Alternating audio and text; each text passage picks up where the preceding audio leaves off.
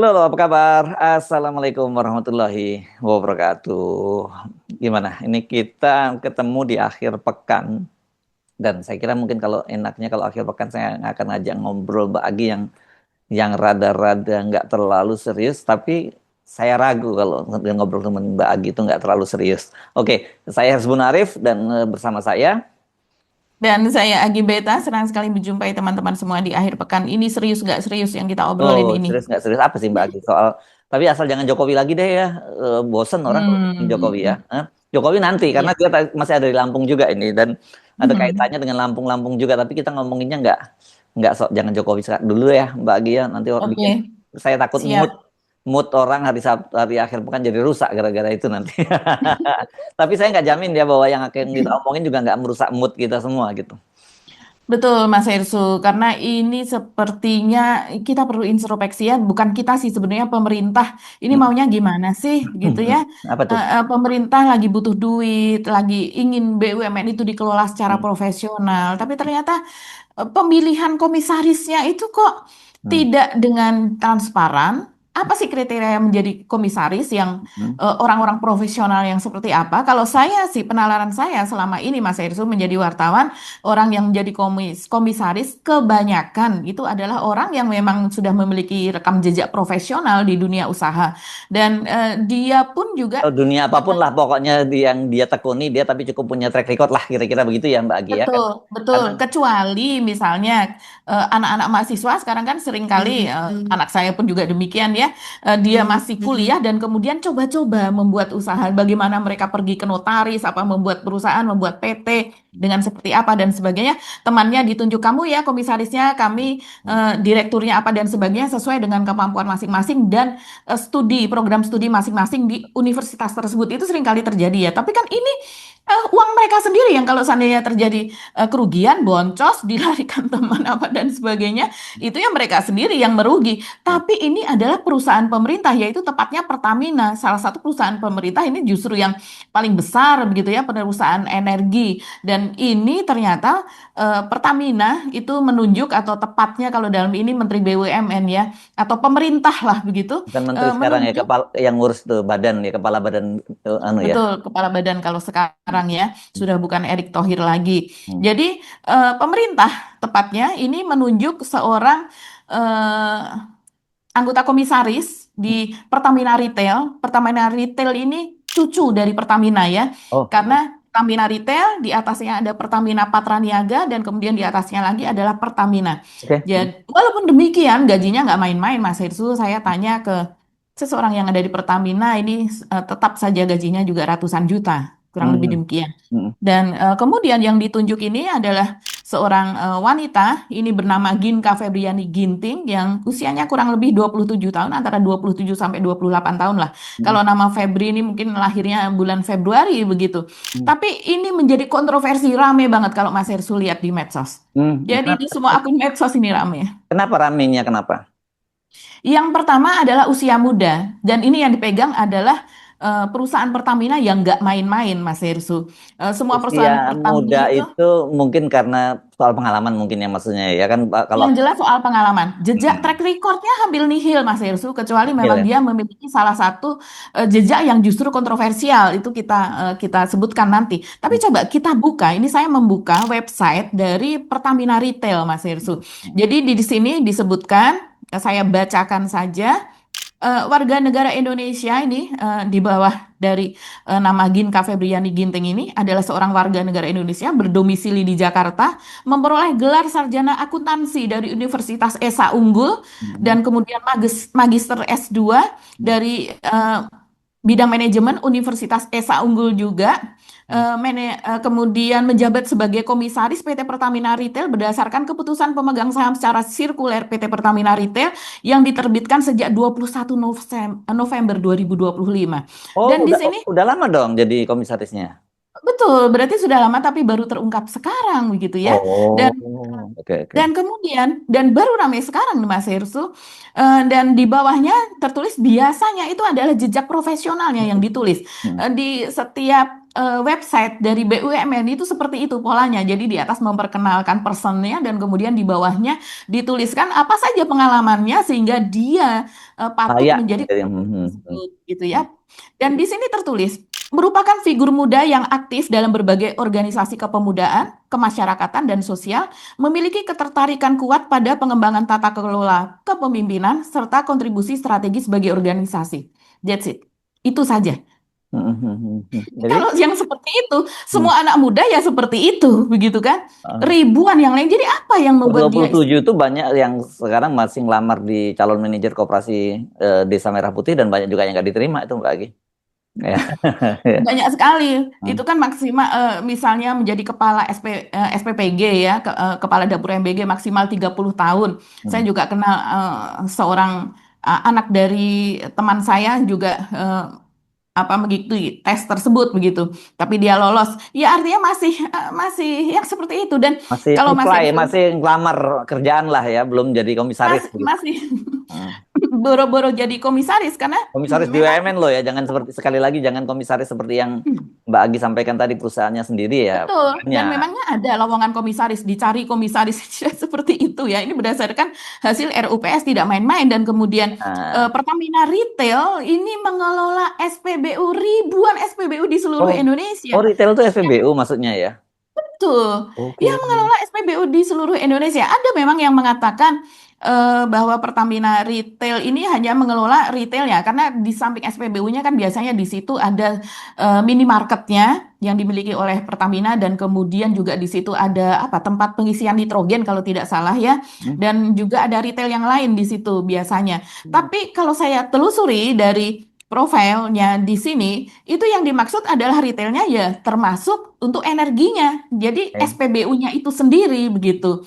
Hmm. Dan kemudian coba kita bandingkan dengan komisaris yang lainnya. Contohnya misalnya adalah di sini Devi Taurisa. Jadi Pertamina Retail ini ada 3 komisaris. Salah satunya Devi Taurisa. Siapa Dan kita lagi nih? lihat profilnya. Hmm. Dia memperoleh gelar sarjana hukum S1 Universitas Brawijaya, Magister Hukum Ekonomi S2 Universitas Indonesia, dan saat ini sedang menempuh Doktor Ilmu Hukum S3 Universitas Indonesia. Hmm. Dan menjabat sebagai komisaris PT Pertamina Retail berdasarkan keputusan bla bla diterbitkan sejak 21 November 2024. Hmm. Nah, bagaimana jejak profesionalnya di sini ditulis mengawali karir sebagai manajemen development program di PT Bank Sentral Asia tahun 93, Direktur PT Batavia Land tahun 2013 sampai 2019, Direktur PT Multipilar Kencana tahun 2016-2023, dan legislatif drafter di Lembaga Sertifikasi Profesi Hukum Indonesia BNSP tahun 2025 sebelum menjabat sebagai komisaris di PT Pertamina Retail. Jejaknya Usianya cukup. berapa? Usianya juga cukup dewasa pasti ya kalau lihat tadi ya. Iya, iya, betul. Jauh lebih dewasa, Mas Hersu. Ini kan memang anomali ya kalau kita lihat apa menjadi komisaris di usia 27 Hmm. dan ya Bayi ajaib lah kita bisa sebut ya. Ya. betul yang tiba-tiba menguasai menjadi salah satu putri kerajaan lah kalau kita bisa melihat begitu ya. Sepertinya tidak perlu mengikuti tes ini, tidak perlu mengikuti tes itu begitu ya. Hmm. Nah, kalau tadi Mas Hersu mengatakan bahwa umur 27 jadi apa? Itu yang di-spill di medsos Mas Hersu. Oke, ya. Coba kita Tapi lihat tapi kan ya. tadi dulu, nanti kan tadi kan ada tiga. Hmm. Kan yang baru satu yang Hmm. Anda sebutkan. Yang lain ada nggak yang komisaris yang lain? Jangan-jangan ada yang usianya sama dengan dia. Enggak, yang lainnya juga senior, yang satu lagi ini kan komut ya Mas Hersu, ini yang menjadi komutnya ini adalah laki-laki begitu, yang juga dengan pengalaman, walaupun kalau saya lihat pengalamannya lebih kepada apa namanya, lebih kepada ibu yang tadi begitu Hmm. pengalaman secara ini. Kalau yang satu lebih pengalaman sebagai asisten di DPR apa dan sebagainya. Saya rasa ini juga ada sangkut pautnya, tapi masih mendingan lah begitu ya. Coba kita lihat ini Bapak Lia Ito Garbianto namanya Mas Hersu. Ini WNI dengan Sekolah Tinggi Keguruan dan Ilmu Pendidikan PGRI Ngawi, Waduh, Magister oke, S2. jauh banget ya. Iya, S2-nya, iya betul. Kalau sarjananya Pendidikan Sekolah Tinggi Keguruan dan Ilmu Pendidikan Hmm. PGRI Ngawi tadi ya. Hmm. Dan S2-nya Administrasi Pendidikan Universitas Bakti Indonesia Banyuwangi. Ini sebenarnya calon guru begitu ya. Ya, Pak Guru Bakti ini itu ya. Tapi jadi komut betul ya. ini Wah, Ini Pak berarti. Guru, Hmm. ya, ini juga sepertinya ada jejak sesuatunya, tapi masih mending dia pernah menjabat ini menjabat itu karena usia ya. Hmm. Menjabat sebagai komisaris utama sejak 21 November 2025. Pernah menjabat sebagai asisten anggota DPR RI tahun 2014-2017 dan tenaga ahli DPR RI tahun 2017-2024, komisaris independen PP Properti TBK tahun 2025 sebelum menjabat sebagai komisaris utama PT Pertamina Retail. Ini pun juga. Jejaknya tidak terlalu profesional Iya, juga kalau kita iya, iya, melihat, tidak iya. pernah ada di industri energi atau di perusahaan yang sangat besar. Saya rasa yang di PP Properti ini pun juga Politis entah ya. jejak politis atau apa begitu ya, karena Nah, dia lihatnya pernah tadi menjadi anggota DPR tadi, asisten asisten kan, atau asisten tenaga tenaga ahli. ahli. Ini biasanya Betul. anak-anak muda, Mbak, tenaga asing, tenaga ahli itu anak muda. Ya, Kecuali ada kemarin yang foto model yang kemudian diribut-ribut dapat duit banyak dari apa anggota di Komisi 11 yang betul. diselidiki oleh KPK Mhm, kemarin itu. Nah, itu lain lagi mhm. itu. Betul, Ya, itu lain ya, lagi. ya. Iya. Oke. Kita lanjutkan dulu Mas Hersu yang tadi Mas Hersu mengatakan kalau seandainya umur 24 itu Hmm. biasanya udah jadi 27 itu udah jadi apa? Ini ditanyakan. Itu Mas Hersu persis apa yang ditanyakan di thread ini ya. Ini kalau umur 27 itu jadi apa sih? Ada ini Rizkiana Sari. Di situ dia bahkan ada fotonya dia tampilkan. Pas umur 27 tahun, gue baru memutuskan menjadi pantomimer perempuan Indonesia. Apa? Hebat. Menjadi pantomim. Oh, Apa namanya? pantomim. Oh, iya, iya, Iya, iya. Dia ini namanya asli pantomimer ya. seniman Mhm. lah dia ya. Seniman, ya sudah memutuskan dia akan berkarir di bidang seni begitu. Hmm, Dan hmm. kemudian ada Nolan Dry, dia mengatakan, umur 27, alhamdulillah sudah pernah jadi MC pakai kostum lebah Alfamart, Kak, katanya. Jadi Ada ada, gitu. Ya, ya, ada ya, dia dia dia menari dengan memulai lebah Alfamart. dia mulai benar-benar dari karir dari bawah lah ini ya seperti itu ya. Jadi Betul, ini hmm, mungkin Hachi atau siapa ini ya yang sedang mencari ibunya kan ada cerita itu ya lebah kecil yang kemudian dia mencari ibunya dia menjadi itu begitu. Kostum lebah itu selalu menarik perhatian anak-anak. Kemudian Gilde Bex ini dia menulis umur 27 tahun merintis jualan salt bread atau roti asin dan banana bread atau roti pisang. hmm, Doain semoga bisa tercapai cita-cita punya bakery sendiri. Yang penting keren, halal teman-teman ya. kan. Keren, keren, Amin, keren. Hmm. amin. Keren banget ini. Ini Kelapa Gading, Jakarta Utara. Kemudian ada Kevin Kainji, dia mengatakan, umur 27, gue udah ngegaji pemerintah dengan bayar pajak, Kak. Lebih Cuma keren rakyat lagi. Indo bisa dibego-begoin sama yang kita gaji. Hmm. Yang kita gaji ngebegoin kita yang ngegaji.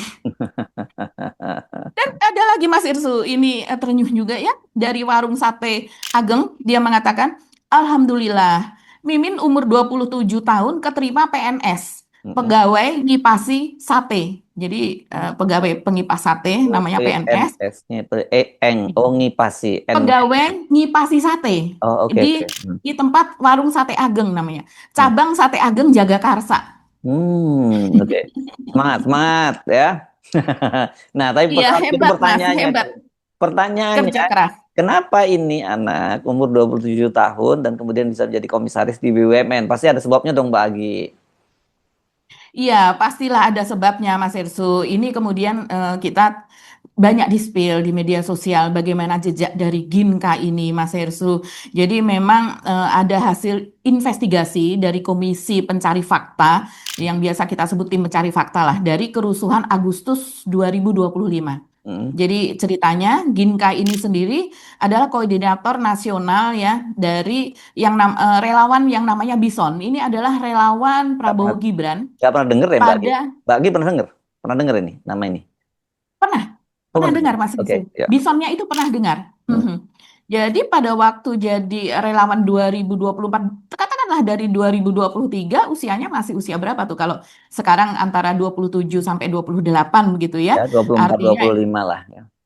Hmm. iya, mungkin itu 24 25 ya, karena itu kan sebelum Prabowo dilantik dia sudah menjadi relawan itu, dia membentuk relawan itu. Ini berdasarkan laporan Tempo ya Mas Irsu, karena dia Hmm. ternyata namanya ini tercatat sebagai salah satu penggerak dari masa bayaran. Masa Hah? bayaran ini yang Yang menghadang, kemarin yang kata nah, Pak Prabowo yang bayar-bayar itu bukan?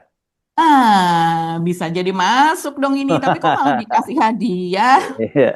Oke. Iya, jadi tergantung ya masa bayarannya. bergerak di mana, di sisi mana, begitu kan? Nah, coba kita lihat ini Bison tentu saja ini ada di pihak Prabowo Gibran karena dia relawan. Coba kita lihat cuplikan dari Tempo, Mas Hersu. Di sini ditulis oleh Tempo. Berdasarkan laporan Komisi Pencari Fakta atau KPF, sejumlah hasil pemeriksaan kepolisian menunjukkan keterkaitan aktor dalam mobilisasi massa bayaran tersebut. Hmm. Koordinator Nasional Bison yang bernama Ginka Febrianti Boruginting mengakui telah memerintahkan Sekretaris Nasional Bison Ahmad Rivaldi untuk menggalang 70 massa untuk 70 demonstrasi orang atau pada 70 masa, Mbak? Ya, di sini 70 massa. Ya, Di salah. beberapa media disebutkannya 70 orang. Ya kalau Saya masa masih itu kan banyak orang gitu kan. Orang kelompok. ya kelompok Betul. ya Kalau kadang-kadang masa banyak. itu Ya. kelompok, saya Ya. tadinya bingung. Ini beberapa media atau hasil dari KPF ini, masa ini menunjukkan kelompok ataukah orang per orang jumlahnya 70. Tapi Mm-mm. kalau melihat jumlah uang yang dia berikan kepada masa ini sekitar 9,3 juta, taruhlah seperti itu Hmm. dari hasil pengakuannya, ya mungkin 70 ya Mas Hersu, Ya, bukan 70 70. orang bukan 70 masa. Ini Iya, kadang-kadang orang betul. apa nggak bisa membedakan antara masa dengan orang. Kalau masa itu Iya. jumlahnya banyak gitu. Iya, ini saya membaca saja dari Tempo dituliskannya. Mungkin Tempo ya mengutip plek ketiplek gitu Ya dari kan mestinya KPF-nya ya. sebagai wartawan kita Betul. langsung Langsung maksudnya apa nih? iya Makanya iya. tadi saya juga sudah mencari di beberapa media yang lain, ini maksudnya apa? Masa atau orang gitu. Hmm. Dan kemudian untuk melakukan demonstrasi pada 28 Agustus 2025, ia menyerahkan dana sebesar 9,3 juta kepada Bendahara Bison yaitu eh, Ebin Atsil Majid namanya. Dana tersebut terdiri atas imbalan masa aksi sebesar 6,3 juta dan biaya logistik sebesar 3 juta. Nah, Seluruh dana dinyatakan bersumber dari kas internal Bison. oh. Awalnya Bison didirikan sebagai bagian dari tim sukses kampanye Prabowo Subianto dan Gibran Rakabuming Raka pada pemilihan presiden atau Pilpres 2024, serta Andra Soni dan Dimyati Natakusuma pada pemilihan gubernur atau Pilgub Banten 2024. Mhm. Dalam pemeriksaan, Ginka Febrianti ini juga menyebutkan bahwa Bison memiliki organisasi sayap bernama Blok Pelajar Politik Merdeka atau BP2M dan merupakan mitra kepolisian RI. Hmm. Ahmad Rivaldi kemudian berkoordinasi dengan Intan Nuraini alias Intan Bison yang merupakan anggota BP2M untuk memobilisasi 70 orang demonstran dengan imbalan 90.000. Per orang. Imbalan kecil loh. Kok kecil Iya, amat ini kalah sama kecil sekali. mahasiswa UBK dong ini. Iya, tapi kalau melihat imbalannya sangat kecil ini, itu pun diambil untuk menghadang mahasiswa dalam situasi kerusuhan seperti itu yang serba tidak menentu. Ini betul memperlihatkan bahwa sangat susah hidup ya Mas Herusu. Hmm. Segitu uang segitu saja diambil ini susah, susah memperlihatkan bagaimana orang yang tidak memiliki pekerjaan, orang yang nganggur sehingga iya. Dan ini sayangnya banyak di antara mereka ini kan juga anak-anak muda. Tapi Kak, coba kita lihat tapi Mas ini Hersu. diperiksa oleh siapa? Oleh polisi atau oleh tim pencari fakta? Nah, ini diperiksa oleh tim pencari fakta. Nah, coba kita lihat dulu ya. Hmm. Sebetulnya pada kerusuhan Agustus 2025 itu ada dua yang bergerak tim, Mas Hirsu. Hmm. Sesudah terjadi kerusuhan Agustus 2025. Hmm. Yang pertama dari unsur masyarakat sipil atau LSM ini dibentuk oleh koalisi lembaga swadaya masyarakat yang terdiri dari Kontras, YLBHI, dan LBH Jakarta. Maka ketika itu yang berbicara salah satu jubirnya adalah Muhammad Isnur dari YLBHI, Ya, Ketua ya. Umum YLBHI. Dan satu lagi dari lembaga negara bidang HAM, yaitu dari Komisi Independen juga dibentuk oleh gabungan 6 lembaga nasional, yaitu Komnas HAM, Komnas Perempuan, KPAI, Ombudsman RI, LPSK, dan Komisi Nasional Disabilitas. Nah, ini yang disebutkan oleh Tempo tadi, itu adalah dari KPF yang dibentuk oleh LSM itu tadi, Mm-mm. oleh Kontras, YLBHI, dan kawan-kawan. Nah, dari sini kita melihat coba saya mencari pembandingnya di media yang lain. Hasil dari KPF itu Mas Irsu ini dari Delik News ya. Hmm. Hasil investigasi Komisi Pencari Fakta menunjukkan ada massa suruhan yang terorganisir di balik penjarahan rumah sejumlah anggota DPR hingga kediaman Menteri Keuangan Sri Mulyani pada rangkaian kerusuhan. Jadi ada dua yang bergerak ketika itu, yang bergerak besar, yaitu yang ditemukan adalah ini menurut Muhammad Isnur ya, Hmm. bahwa massa bergerak secara terorkestrasi dan diduga diiming-imingi jarahan dan sebagainya. Ini datang dari berbagai wilayah, Bogor, Depok, Tangerang, Bekasi, sampai Bandung dan Cianjur. Nah, ini yang menjarah rumah Eko Patrio, Sahroni, Uya Kuya, Nafa Urbah, apa dan termasuk Menkyu Sri Mulyani ketika itu begitu. Dan kemudian eh, apa namanya yang satu lagi begitu, ini masa penjara yang menemukan adanya masa bayaran yang diorganisir oleh organisasi bernama Bison berdasarkan informasi yang didapat KPS. Masa ini direkrut dari kelompok yang biasa menjadi penonton bayaran di televisi. Mas Irsu tahu Oh, kan ada iya iya bayaran di iya iya iya televisi? iya. Yang tua Kalau tepuk-tepuk apa ketawa-ketawa kalau itu. tepuk-tepuk, kalau program director atau Iya PD-nya iya. angkat tangan mereka semuanya bertepuk. Kalau ini mereka apa namanya suruh diam, misalnya mereka ribut suruh diam ya diam begitu. Kalau yang di beberapa acara seperti misalnya Tukul zaman dulu Mm, mm, mm. kan formatnya seperti itu sehingga kelihatanlah penonton bayaran ini. Tapi kalau di acara-acara ambil, tapi ini bukan mahasiswa ya, bukan. Bukan, kalau kalau mahasiswa itu mahal. Yang kemarin sampai 20 juta itu ininya. Kan ini yang tadi yang Mbak Agi cerita cuman berapa? 6,3 juta ya. Dan per orangnya karena dibagi 70 orang, per orangnya kemudian hanya dapat 90 ribu. Gimana baginya ya? Uang sekarang kan secara umum rata-rata utuh ya 100 per 100 ribuan begitu. Nah ini kalau disebutnya 90 ribu, ini berarti uangnya harus ditukarkan recehan dulu kan gitu ya. Tapi kalau lihat waktunya ini berarti bulan Agustus tahun 2025 dan dia nggak lama kemudian bulan November ya tadi diangkat sebagai komisaris ya berarti ya. Ini jadi artinya hanya beberapa bulan setelah dia diketahui menjadi apa? Menjadi koordinator atau menjadi atau orang yang mengeluarkan duit untuk membayar para demonstran atau pengunjuk rasa atau penjara, saya nggak tahu apa yang dimaksud. Dan kemudian dia jadi komisaris gitu dong ya Mbak Agi ya. Iya, betul itu Mas. Jadi kompensasinya tidak lama ya setelah bekerja, Ya. Berapa kemudian bulan itu tuh ya? langsung Agustus. dapat. Agustus itu kan akhir ya. Agustusnya bulan tanggal-tanggal akhir ya 25 Agustusan gitu kalau seingat saya kan ya. Dan kemudian diangkatnya Iya, iya. ya, silakan.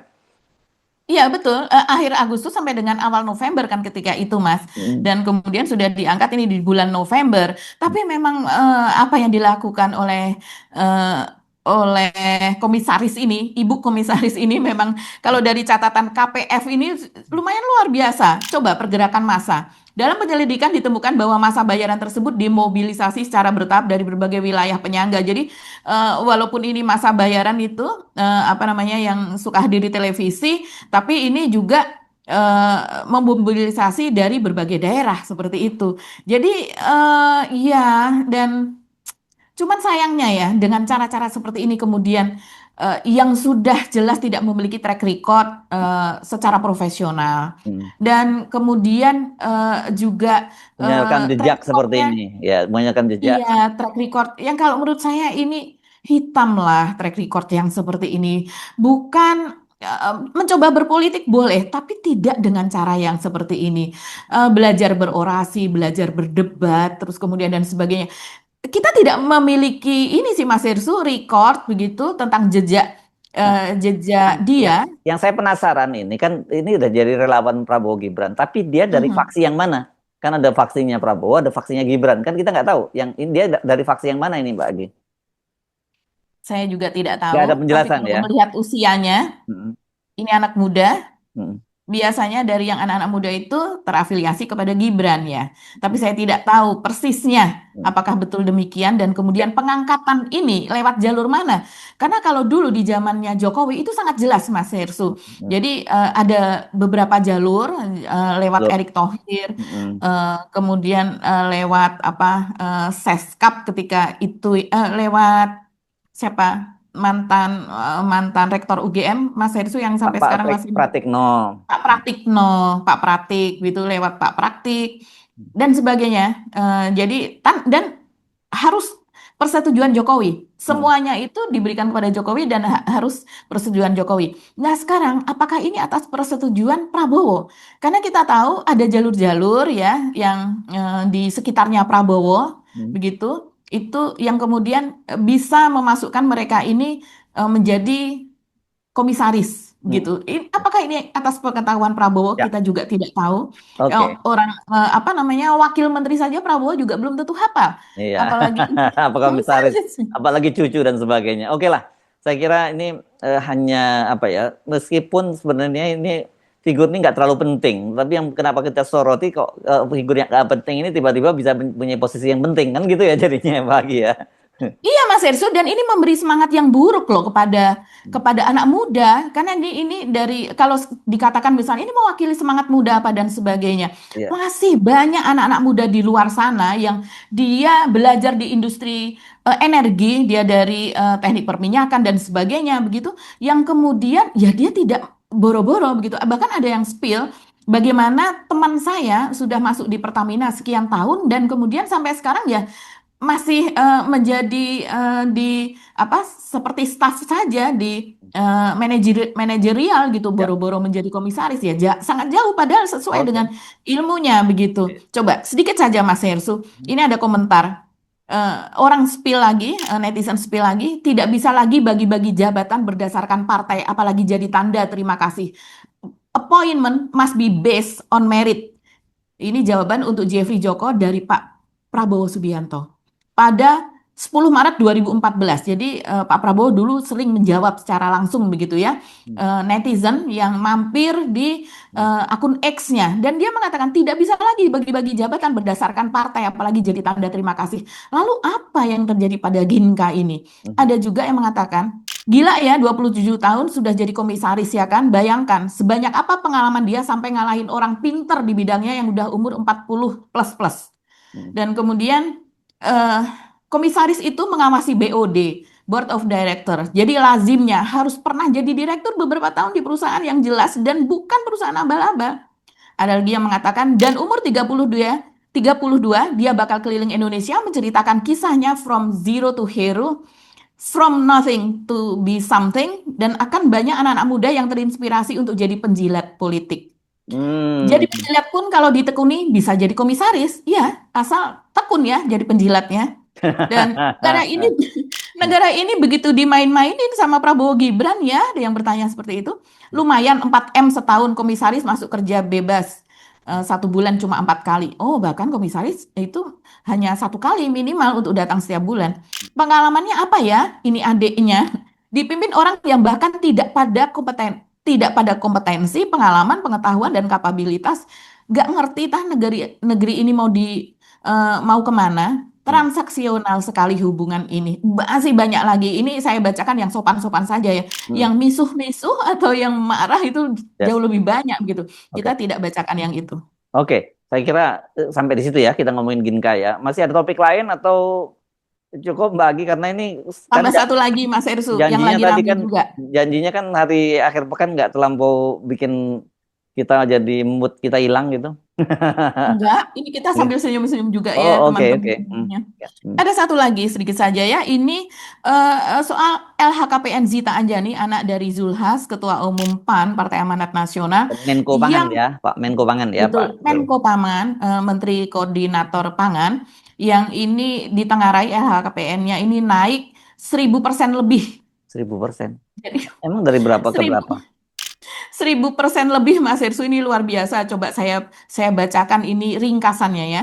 Eh, ini berdasarkan data LHKPN KPK yang diperoleh pada Selasa 17 Juni 2026, Zita Anjani yang merupakan Putri Menteri Koordinator Bidang Pangan Zulhas tercatat memiliki total kekayaan sebesar 9,16 miliar pada saat menjabat sebagai Wakil Ketua DPRD DKI Jakarta tahun 2023. Masih Hmm. ingat ya Mas Ersu dan berbagai blunder yang dia lakukan saat itu kan kita sering kontenin juga nih Zita Anjani ini. Jadi 2023 kekayaannya 9,16 Hmm. 9,16 miliar.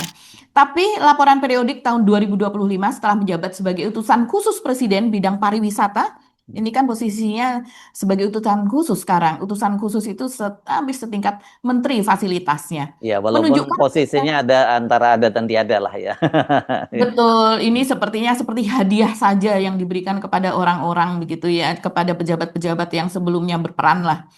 Dan menunjukkan total kekayaan mencapai 109,32 miliar. Jadi lebih dari 1000% bener ya, bener dong ya. Betul, 1000,9 gitulah ya. Dia punya bisnis Eh, apa Mbak?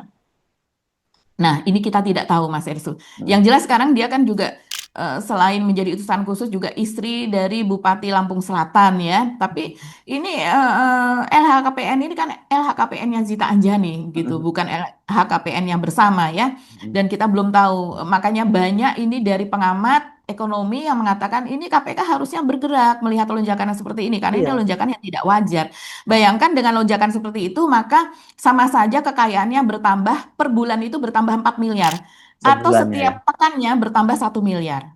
Bisnis Jadi apa ya gitu ya? Kalau dari pejabat ya nggak mungkin betul. ya, kalau dari gajinya nggak mungkin kan ya. Kalau dari gajinya tidak mungkin gaji apa yang 1 pekan 1 miliar kecuali ya Ya pemain bola, nah, kan? Kecil itu kalau pemain bola ya. pemain bola yang tingkat atas gajinya itu per menit bahkan per Ya, detik gitu ya, ya. ya, ya. Nah, di sini kemudian disebutkan sebelumnya saat awal menjabat sebagai utusan khusus Presiden pada November 2024, Zita melaporkan harta sebesar 47,65 miliar. Dalam beberapa bulan berikutnya, jumlah tersebut meningkat menjadi 89,75 miliar. Mm. Pada laporan akhir 2024, yaitu hanya beberapa bulan setelah dia diangkat, dia mencapai sebelum akhirnya maaf, akhir 2024 itu kekayaannya bertambah menjadi 89,75 miliar Oke. dari 47 miliar tadi dan akhirnya mencapai 109,32 miliar itu pada laporan 2025. Ini luar biasa loh Mas Ersu. Mm. Per ada kendaraan senilai 4,4 miliar, kemudian juga surat berharga 11,88 miliar dan sebagainya. Ini menjadi rame betul soal Zita Anjani ini tidak hanya di media nasional tapi terutama kalau saya lihat di medsos ya komentarnya banyak sekali. Apa kira-kira bisnis dari Zita Anjani ini? Ya. Nggak ada laporannya soal itu yang bagi ya. Nggak ada laporan dan meskipun ini sudah rame betul Hmm. dan netizen itu selain dia spill soal ini berkomentar soal ini dia juga mentautkan komen-komennya itu ke akunnya Zita Anjani Hmm. akun Instagramnya dan sampai sekarang tidak ada jawaban juga Mas Isu. Kan Jadi biasanya kalau di kapasitasnya KPK kan berjalan. ada ke deputy bidang apa itu untuk monitoring dan analisis dan monitoring atau apa kalau nggak salah soal ini kan biasanya ada yang semacam itu. Ya. Harusnya mereka Sampai sejauh ini juga belum ada klarifikasi soal ini ya. Mungkin ya. karena masih baru ya, masih baru ini Nah, dipersoalkan. cocok Kita ini tunggu saja. ini jadi calon apa investor untuk Patriot Bond ya kalau lihat dari jumlah duitnya ya bagi ya. Kan Ya, 500 sudah bisa mulai dari 500 juta juta ya. ya. Oke. Mhm. Kalau mau aman masuk ke sana duitnya ya Mbak Gia. Oke. Oke, ya. Kita ketemu lagi. Ini akhir pekan Mbak Aduh, kurang dibilangin jangan bikin orang hilang moodnya. Ini banyak yang hilang mood Mbak. Karena apa? Karena satu sisi banyak orang yang sekarang lagi kesusahan, kehilangan mata pekerjaan atau bisnisnya mulai ya apa runtuh karena situasi ekonomi yang sedang buruk seperti sekarang. Di satu sisi ada anak-anak muda gitu ya yang Mhm. umurnya ada yang 27 tahun udah gaji ratusan juta karena komisaris di anak perusahaan cucu perusahaan Pertamina. Kemudian ada juga Iya. muda yang Dan jadi kita yang pejabat. menggaji. Ya, iya. Oke, ada anak pejabat yang jadi pejabat juga yang kekayaannya naik berkali-kali lipat yang tadi 1000% lebih ya. Oke. Mhm. Ya, kita mau ngomong apa? Ya itu apakah itu nasib buruk dan nasib baik gitu. Kalau kita apalagi kan kita kemarin mendengar kabar sudah ada 3 orang calon ke manajer koperasi Merah Putih yang meninggal dunia dalam pelatihan di pelatihan dasar militer begitu dan Oh, iya, kalau saya ikut berduka mendoakan mereka cita ya, ya. ya berduka cita dan ini mati syahid lah karena kalau mereka Muslim ya, kalau dalam Islam ya karena dia lagi berjuang ini Mhm. untuk mencari Iya, nafkah. saya bisa membayangkan sih Ya, Mas Hersu ya, dalam ini kan mereka pelatihannya sampai puluhan hari, sampai berapa hari? mm-mm. Empat Ya puluh dan hari atau berapa? saya nggak tahu tapi yang saya bayangkan keluarganya yang penuh harap sebenarnya dengan akan mengubah nasib dengan cara di situ tapi tiba-tiba dia meninggal dunia. Oke, bagi kita akhiri perbincangan kita kali ini sampai ketemu lagi. Kami mohon pamit. Saya Rusman Arif. Dan saya Beta, terima kasih atas perhatian teman-teman semua. Ya, Tetap salam akal sehat dan selamat berakhir pekan. wassalamualaikum. Wassalamualaikum warahmatullahi wabarakatuh. Waalaikumsalam warahmatullahi wabarakatuh.